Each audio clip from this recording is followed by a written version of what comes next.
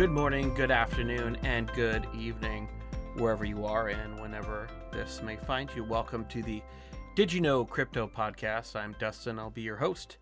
And this week's episode, actually, I had a guest planned, and unfortunately, she had to drop out at the last minute, and then I had another person lined up, and one or both of us messed up on our time zone differences. So I decided I wanted to talk about something today that I've been pondering over for a little while here. That being Bitcoin as freedom. But before we actually get into the meat of this topic, I want to talk about a very, very special sponsor, eToro. Now, eToro is my very first official sponsor, and I have had people approach me in the past, and there's been a couple of reasons why I have not had a sponsor before. One of the reasons is that I will not allow any sponsor on this podcast that I haven't personally used and have, basically when someone, a lot of podcasters don't quite realize this, but when you are talking about a sponsor, when you're taking money from a sponsor, but more importantly, when you are telling your listeners about a company, a product, whatever, you are essentially vouching for them. You're vouching for that product to your listeners. You are leveraging the trust that you have gained, and you are using that for that sponsor, for that product, whatever, and you're leveraging that to your listeners. And if that product ends up being junk, if you're just using it, trying to grab some quick money real quick, because there are people that come out there and go, hey, we'll throw money at you if you just talk about this or that thing. And to me, it's not worth it. It's not worth your brand to talk about something, promote something that ends up, that's just junk, right? To me, I'm in this for the long haul. I do not want to be known as the guy who, hawked, BitConnect or whatever. These are the types of things that severely damage a brand. It's really hard. And there's still these guys out there. You still see some of these people hawk some of these junk, terrible products on their subscribers and fans and are still out there. But you can see, I don't know how anybody still listens to them, but hey, to each their own, buyer beware. But long story short, I'm never going to have anything that I promote on this podcast that I don't personally vouch for. So I am vouching for eToro. I did a bunch of research. They had not been available in the United States, so I hadn't actually done, a massive amount of research on them, or I should say I hadn't really played around with them that much. I knew who they were and I'd read about them, but I actually hadn't used them before because they just weren't available in the United States. Now they are. They are innovative. They are trustworthy. They have been operating longer than Bitcoin's been around. This is not a crypto Bitcoin exchange that popped up, in 2013, 2015, 2017. They have been around since, I believe, 2006. So they predate Bitcoin by quite a few years. They offer some very, very cool, innovative products, such as a virtual portfolio. So the reason I like this is that, as I've told you guys, I traded a little bit in 2017, and I thought I was good. And I realized as the bear market set in that I was not as good as I thought, and I was not passionate about trading. But I have nothing against it. I don't think there's anything wrong with it. And if you take the time and you like it and you want to be better at it, it's a great way to earn more Bitcoin, right? It's a good way to turn 1 Bitcoin into 2 Bitcoin, into 5 Bitcoin, into 20 Bitcoin, right? So I think it's a great way to earn more Bitcoin. But if you're going to do this, you want to make sure that you get the training, that you put in the time, that you put in the effort. But it's kind of hard sometimes to try out these strategies. You go, okay, or I'm reading about, all these different types of things, these spinning dojis and hammer, all this kinds of, inside trading kind of strategies and things to look for. And you go, well, maybe I should do this. Well, the virtual portfolio allows you to basically take $100,000 or whatever you want, and you can practice your strategies. You can take, $100,000 and invest it based, on Bitcoin and whatever other assets that you're looking at. You can practice strategies and see how they work out over a period of time to see if it makes any sense for you to actually use it with your real money. I think that's really cool. They have copy trading, which is coming very soon, which allows you to actually copy other traders, through what they're calling basically social trading. It's kind of like a social network for traders. So you can look at all different kinds of traders. You can locate them through their search tool, filter results, and you can look at their gains, their risk score, their location, many other different types of things. And you can see who it kind of fits your risk strategy, and you can actually copy them. Right now, you can actually see these folks, whether they're investing in traditional or cryptocurrencies, and you can kind of see the way that they're strategizing. You can watch them over the long term to see if it's somebody that's valuable. They have popular investor programs, all this kind of stuff. It's really, really cool. I think that eToro is a great way to buy and sell Bitcoin. And if you could go to didyouknowcrypto.com/eToro, that's did you know, as in did you know, crypto.com/ETORO. Just go to didyouknowcrypto.com/eToro.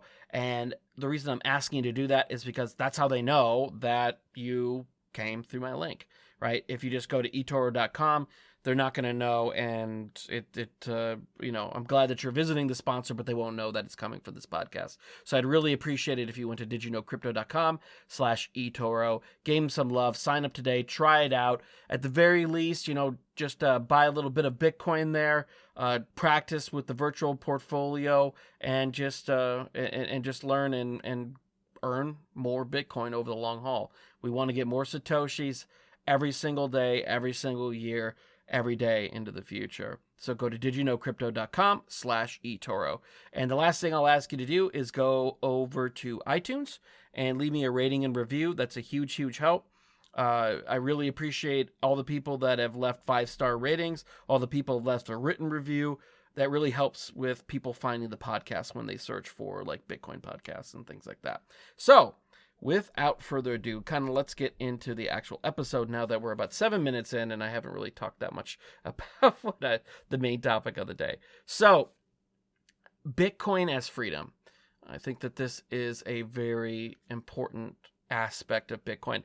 It's kind of seems like it's kind of a given, right? This idea of financial sovereignty, right? So you hold your private keys and no one can prevent you from using that Bitcoin. I mean, that's one of the things that attracted me to Bitcoin in the first place, was this concept of because I was in a mindset of holding physical gold, physical silver at the time, and thinking that was a great way to secure your individual financial sovereignty. That if you ever, needed to, you could have that gold coin in your pocket. You could go to a different country. You could take that gold coin out. You could trade that for the local currency or whatever. But that has a lot of limitations, and we're not really going to go into that per se. And one of the things that kind of clicked in my head was I guess this is about the time that Trezor was really hitting the markets, and one of the podcasters that I was listening to talked about how the fact that, and this was a non-Bitcoin, they didn't really have Bitcoin podcasts back in those days, was that you could memorize your mnemonic key, that is your 24, it's just 24 words, like river, dance, fish, whatever those 24 words are. You memorize those, and you can hop on a plane, go somewhere else. You can get out your Trezor. You can use those 24 keys, and you can just basically have all your Bitcoin. You don't even actually have to carry the hardware wallet with you. You just need to memorize this mnemonic device, and you can carry that Bitcoin to wherever you want to go. And that really clicked with me, this idea of financial sovereignty, that a Bitcoin as money, right? But Bitcoin's more than just money. I mean, the financial sovereignty aspect of it is a application, as Vin Armani would say, of Bitcoin. Like, the money is an application of Bitcoin, but Bitcoin is so much more, and its implications for the future, I think, are so much bigger than just money. Although that's a huge thing, right? I mean, we talk about, or detractors will talk about Bitcoin fluctuating, right? It was 3,500, a few months back, and now it's been up to 15,000, now back down. It's hovering around 9 to 10,000 at time of recording, which is the 26th of July, 2019. And they talk about the fluctuations, and yeah, it does fluctuate. I mean, the idea of, that's what makes a difficulty of spending it, right? Of taking, going like, oh, I owe this guy $30. I'm just going to send it to a Bitcoin, do a low transaction or a mining fee so that it's not, overly expensive to send. But if it reaches him later on, or the mining fee is low enough where maybe it sits a day in the mempool, it could be 20% less than when you sent it, right? So that is a problem. Or I should say that is a temporary issue with Bitcoin, because it's in price discovery mode right now. We don't know what Bitcoin's ultimate price is, where it will basically kind of settle in similar to the way that, gold does, or any other kind of commodity money, that Bitcoin, where gold sits at, gold, it does fluctuate. I remember silver, because I would dollar cost average buy silver over quite a few years, and I remember at one point it was about $40 an ounce at some point in 2011. So that was before we moved. So that would have been that probably would have been like, I think, fall of 2011 or so.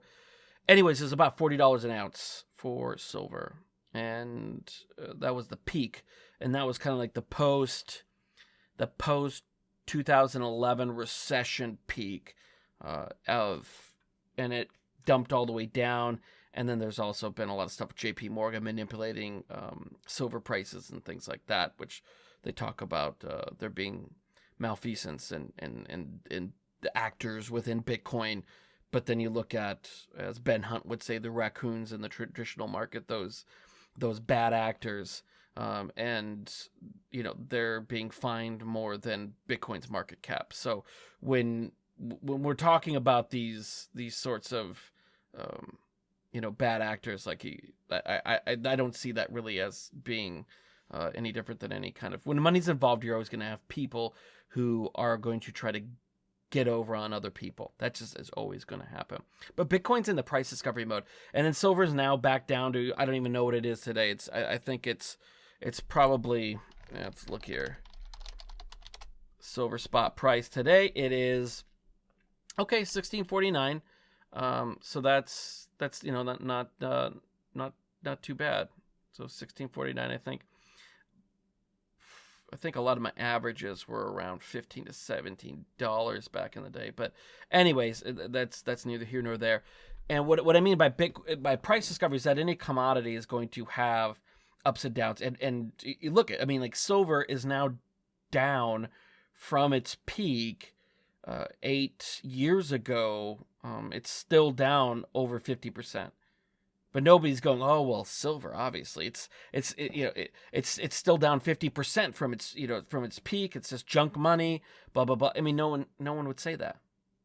No one would say that silver has no place. No one would say anything like that. But because Bitcoin is actually over 50% of where its all-time high was just less than 2 years ago, But whatever. My point is not where things are at now versus where they were, is that Bitcoin is in a price discovery, and we don't know where that's gonna end up.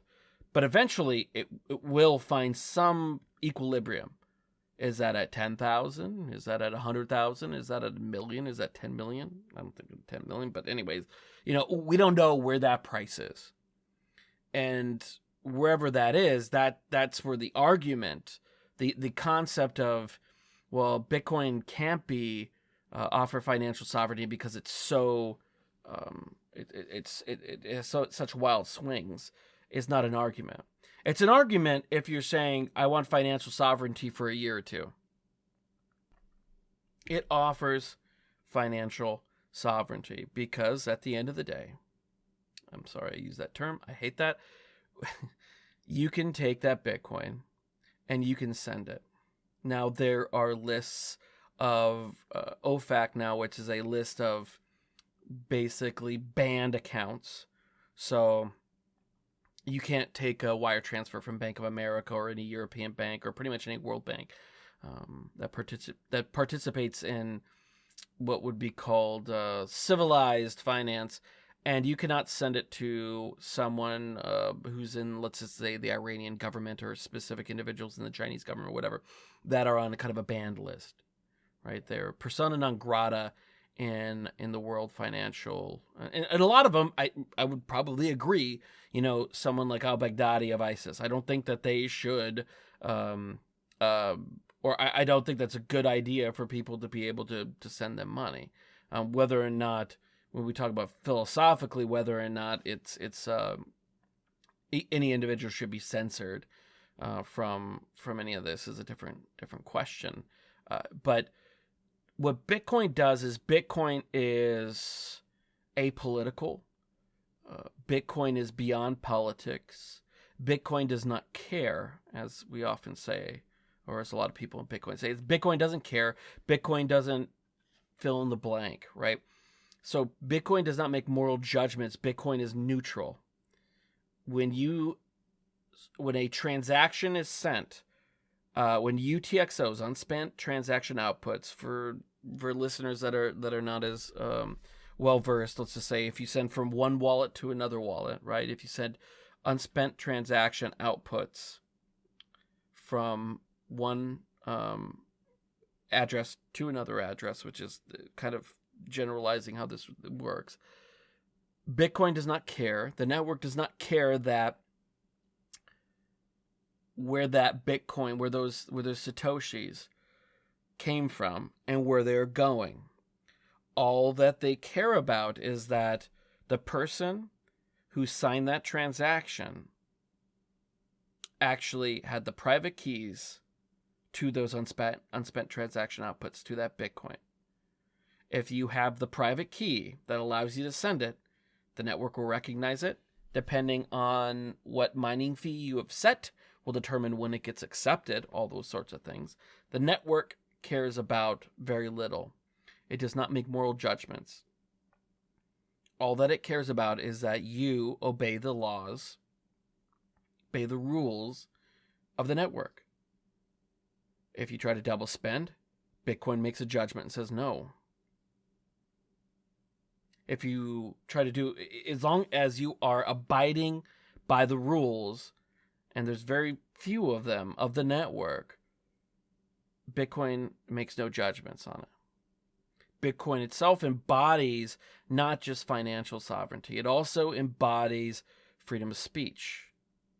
Right? Your ability to, you could even say literal words because you could put messages in a transaction, but more importantly, that money is in the ability to fund or send value to another person is speech in itself, and the most important form of speech, I would argue. If you think that there's a dissident, let's say in China, or Hong Kong, right, which is under Chinese control, although there's some special rules, but right now the pro-democracy demonstrators right now, let's just say, and probably a lot of them are that their organizations are probably blocked from receiving foreign donations and things like that. If they have a Bitcoin wallet address that they post, you can send Bitcoin to them. Nobody can stop you. Nobody can stop them from receiving it. And nobody can stop them from finding somebody that's willing to take that in exchange for goods and services that they need, or to trade it for local currency to then get the goods and services that they need, whatever. Nobody can stop that. These are the applications of Bitcoin, and they're beyond money. I think one of the most important applications of Bitcoin is this concept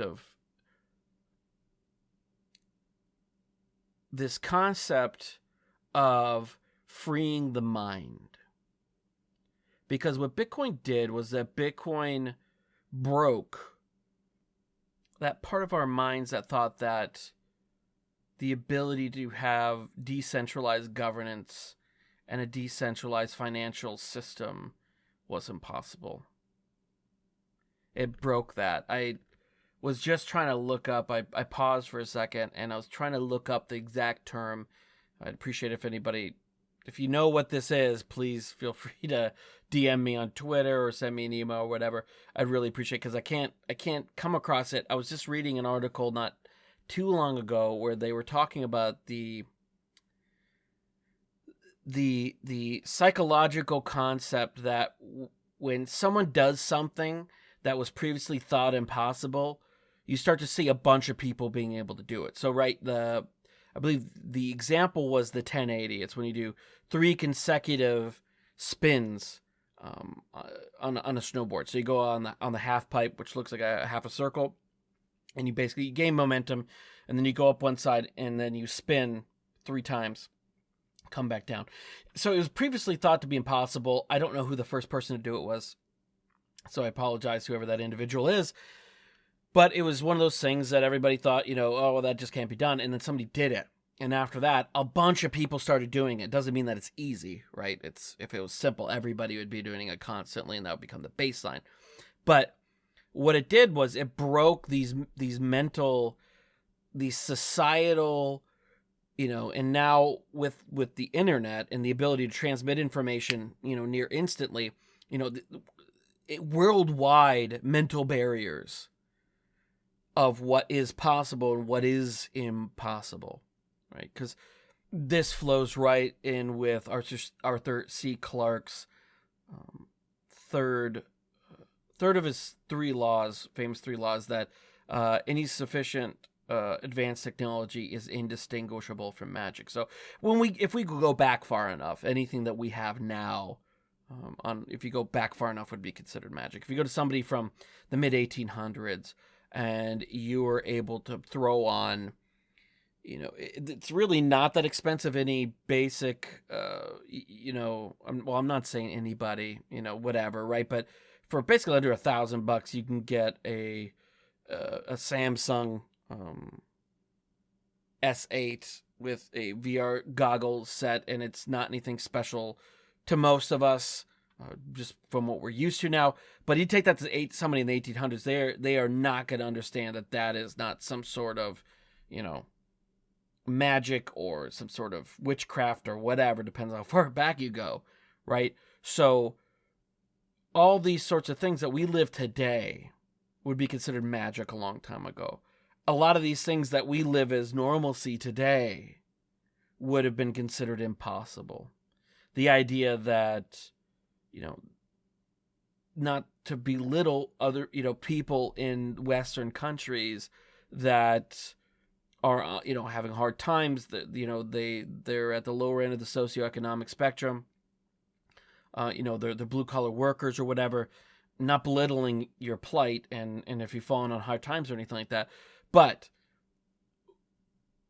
if you compare the kind of amenities that you have now to someone who 100, 150 years ago, it would have seemed impossible that even the poorest of people in this country would have access to indoor plumbing, would have access to a somewhat basis of medical care. Now, we can argue about what basis and basic medical care actually means, but the idea of if you got shot, that you could go and have x-rays and all this other kind of stuff done in an emergency room would have been considered impossible. And a lot of that magic as well.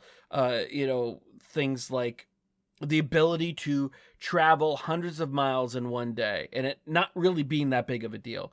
You can get into something that costs less than a couple $1,000s, and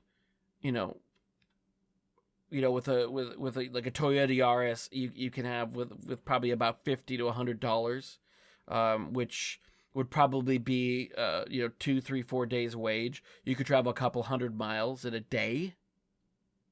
Someone that was used to horseback or riding in a wagon, the idea of going a couple 100 miles in a day for a handful of days' wages for fuel would have seemed impossible. right? So now we have these, for us, it's not impossible. For us, it's quite normal. So what Bitcoin did and is continuing to do and I know it sounds very woo-woo to some people, but as it reveals new things to us, new possibilities, new applications of itself, it is breaking mental barriers in society. And that's what excites me the most. That's what keeps me interested, right? Because if Bitcoin was because this is huge, right? The concept of a decentralized money that's not controlled by anybody. The idea that, going back to volatility in Bitcoin, I mean, a sentence, a few words from one man, the Federal Reserve Chair, can send world markets reeling. Excuse me. It can send it reeling. You can see, a couple 500 point drop in a day based on what one person says. A few words. And we're talking about Bitcoin's volatility. We're talking about, the miners could manipulate. No one's manipulating Bitcoin the way that world financial markets are manipulated in these times with central banks. Everyone who is in Bitcoin is a moral player in that they are abiding by the rules of the network. Anyone who doesn't abide by the rules of the network can't operate on the network. It's the most fair system of all. There's no nuance. There's no subjectivity.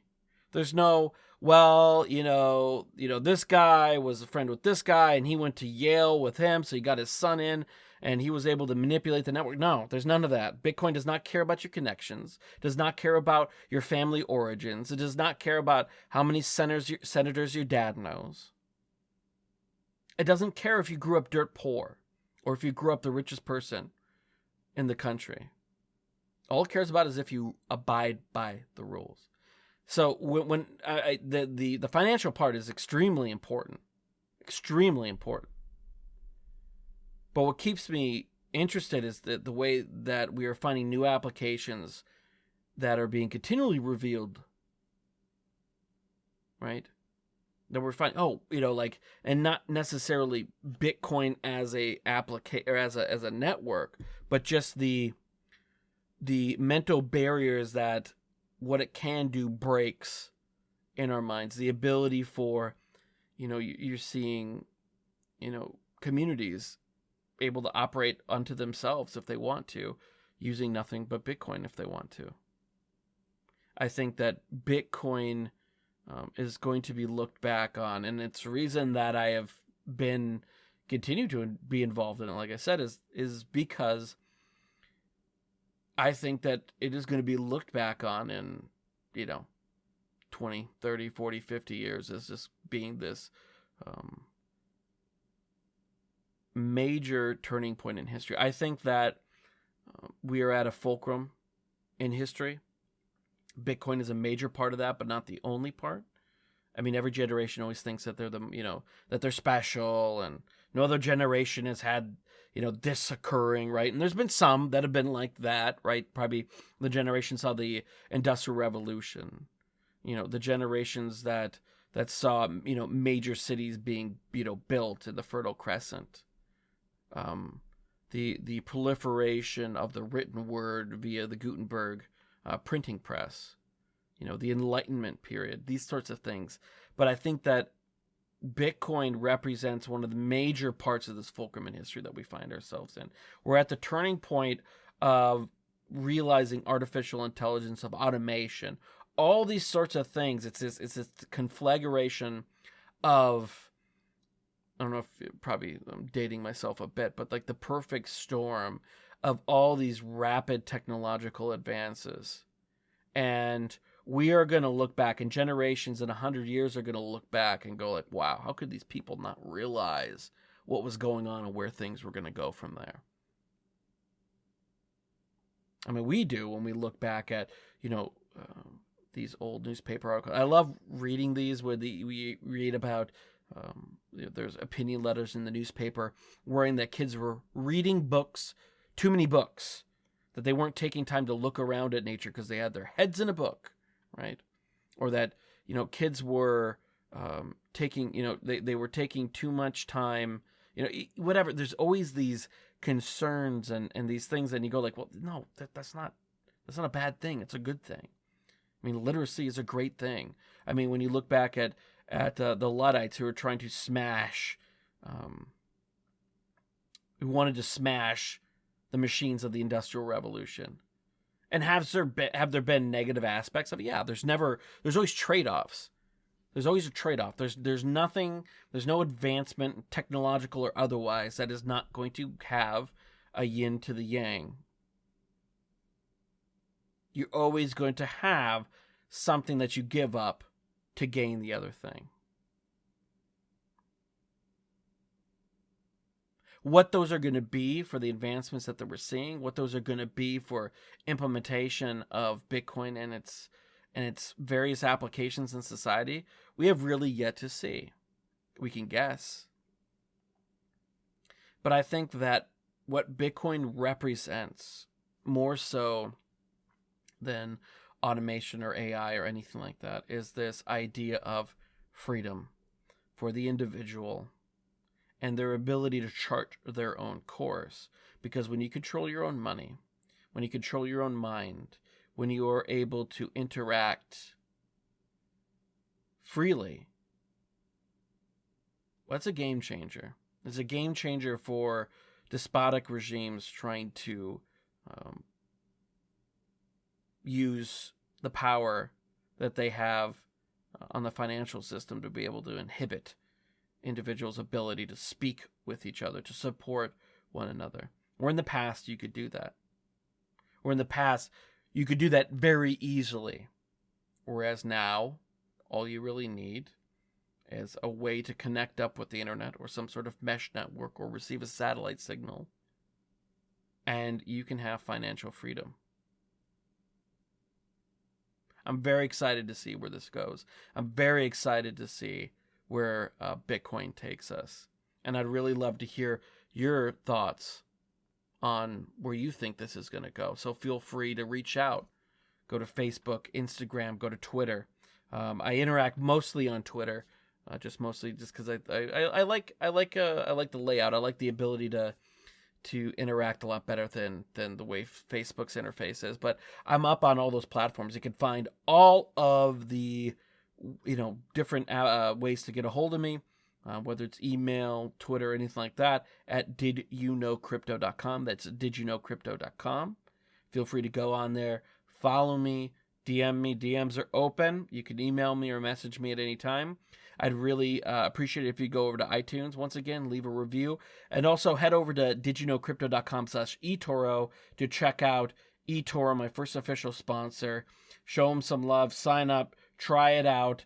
I am allowing them to be a sponsor because I'm vouching for them. Because I believe and I know that they are trustworthy, and you can trade with confidence. You can trust them with everything. They predate Bitcoin. They're not a fly-by-night exchange or anything like that. So head over to didyouknowcrypto.com/eToro.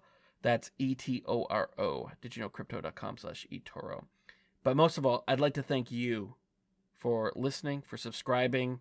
You guys make it all worthwhile, and you make this all possible. So a big thanks to you. Please make yourselves known. Say, hey, that I listen to the podcast and everything like that. I'd love to hear from you guys. I'd love to get to know you, right? I don't want you just to be anonymous numbers on my subscriber counts. So I'd really love to hear from you guys. So hit me up on whatever platform you prefer. So have a great day, and we'll talk to you soon.